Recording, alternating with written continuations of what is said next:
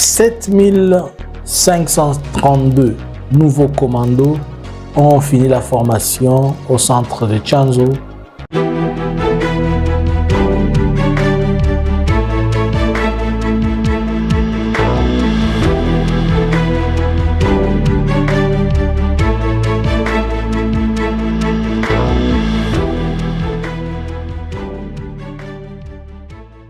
Bonjour, bonsoir, nous vous saluons de partout où vous êtes en train de nous suivre. Ce matin ou ce soir, cela dépend de l'heure, cela dépend du moment où vous nous suivez. Nous, c'est Analysons Congo.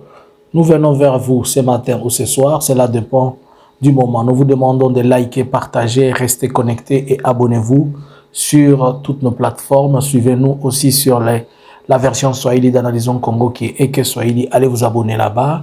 Abonnez-vous ici, likez, partagez, laissez nous des commentaires. Nous venons faire une courte analyse accompagnée d'un petit flash. Une flash, ça va accompagner d'une petite analyse. Essayez de comprendre. Alors, nous sommes les 10.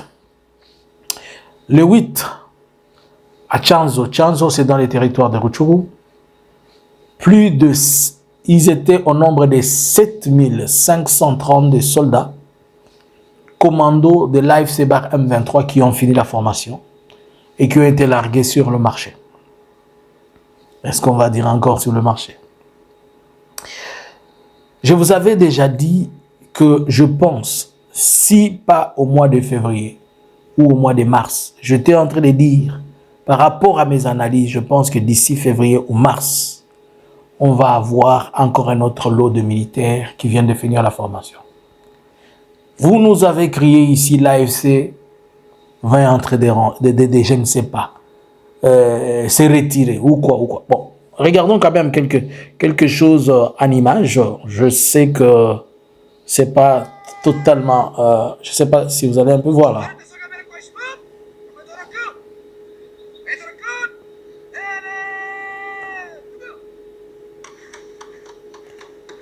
Ça, ce n'est pas à Rumangabo, c'est au centre de Tchanzu que les gens sont en train de faire ces épreuves. Nous sommes au centre de Tchanzu où l'AFC Bar M23 vient de finir la formation de 7532 soldats.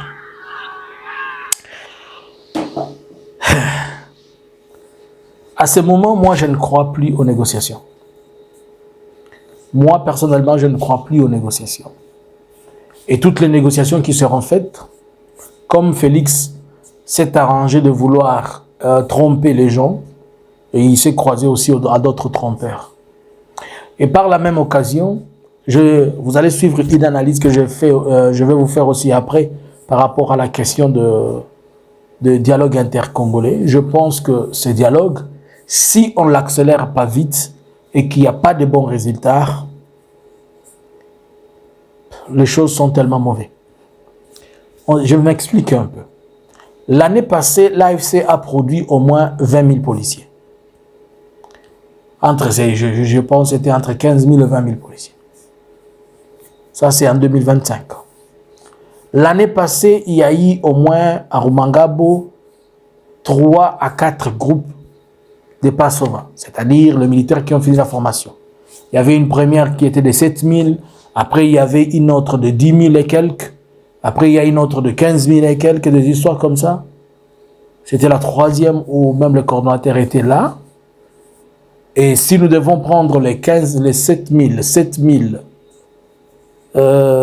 encore, aujourd'hui, on est au-delà des chiffres qu'on ne peut pas parler. À vie tout ce qui précède. L'AFC est là aujourd'hui la capacité militaire de pouvoir bombarder à distance, à plus de 500 km et aller neutraliser les cibles, comme ça a été fait à Kisangani entre le 7 et le 8.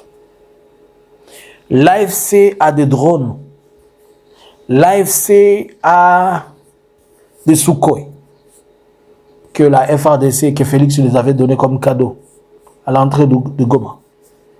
L'AFC a des troupes qui sont motivées. Quand vous écoutez, vous suivez les vidéos, ils ont une morale au zénith, comme d'habitude. Et d'office, comme ils viennent de sortir ces troupes ici, les autres sont en recrutement. Ça dit, c'est comme ça qu'ils font. Les nombres qui sortent et les autres rentrent en formation. Avez-vous vu quelque part, on a pris des gens de force, comme on a toujours dit? Et est-ce que vous pouvez comparer ceci à ceux de la FRDC, le petit qu'on a vu, ceux de 13 ans, 14 ans qui avaient des armes? Ce sont des adultes. Maintenant, je vais vous poser la question. Pensez-vous que ceux-ci, ils sortent pour faire quoi? Déjà, ils ont été déployés. À l'heure où je vous parle, ils ont déjà été déployés. Il y a de ceux-là qui ont été déployés dans les Sud Kivu. Il y a de ceux-là qui ont été déployés dans les Walikale. Et on ne sait pas les autres s'ils sont déployés à Kisangani ou on ne sait pas stratégiquement comment ils font.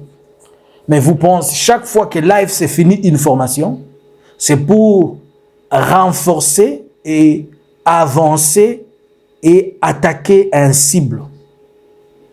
Ils finissent la formation pour ravitailler ceux qui sont au front. C'est-à-dire, on doit faire peut-être une relève. Ceux qui sont là, ils rentrent un peu pour se reposer. Les autres qui sont là, ils avancent puisqu'ils arrivent quand même à bien maîtriser leur logistique dans la question de rotation de militaires. Et certainement, ils ont des cibles nouvelles. Et vous et moi, nous savons que depuis qu'on a demandé à ceux qui rentrent, ils sortent d'Ouvira, le cible n'a jamais été changé, qui est celui de Katanga, Kindu, ainsi que Kisangani. Vous comprenez que tout le mensonge de vos soi-disant et ils sont en train de rentrer, c'était des histoires sans sens. Bon, maintenant là, pensez-vous que ces militaires sortent pour aller faciliter la négociation?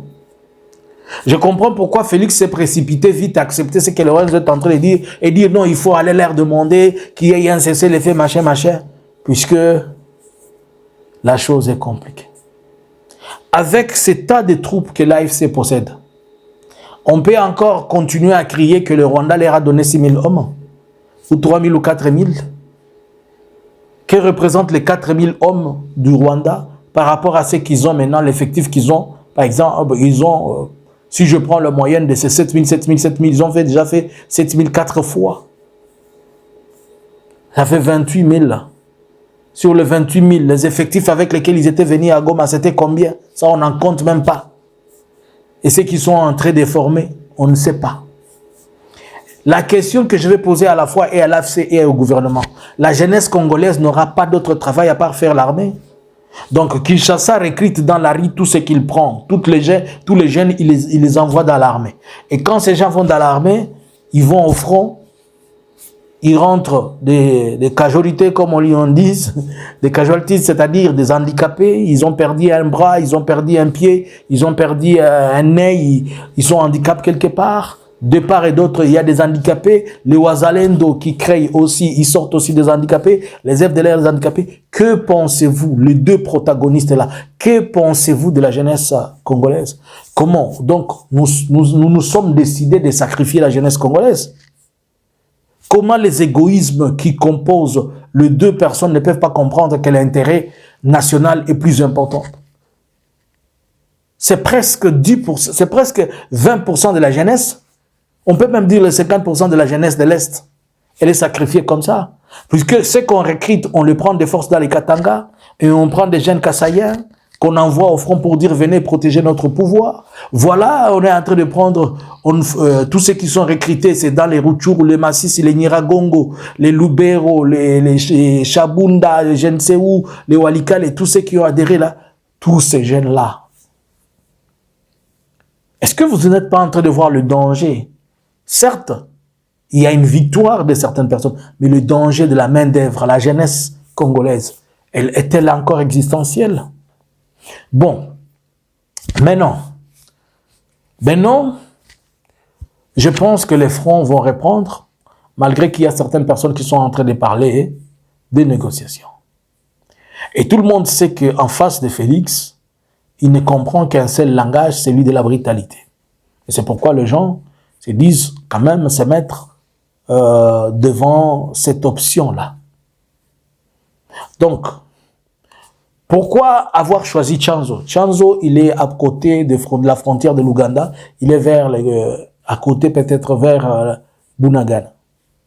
Chanzo, normalement, c'est pas un centre comme Rumangabo qui est connu. C'est un site où, quand même, en forme de militaire, mais c'est pas vraiment le centre tel que celui de Rumangabo. Est-ce qu'ils sont partis à Chanzo pour éviter de se faire repérer ou comment? Ou bien, pendant qu'ils sont à Chanzo, il y a d'autres qui sont en train de se transformer à Rumangabo. Ça peut être aussi possible. Donc, il est aussi possible que d'ici là, nous sommes au mois de février, peut-être avant avril, on va avoir encore un autre lot d'autres militaires qui vont sortir.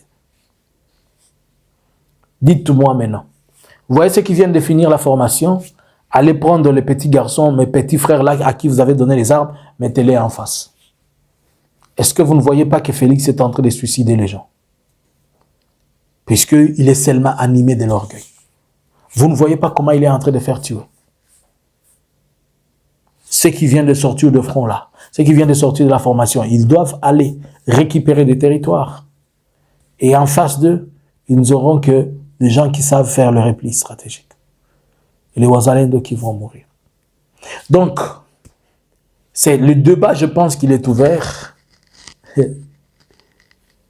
Est-ce qu'on va interdire à l'AFC de continuer à recruter et former alors qu'il a besoin de sécuriser, puisque il y a aussi quelqu'un qui est en train de les bombarder, et surtout qu'il y a aussi les Burundais qui sont entrés en jeu?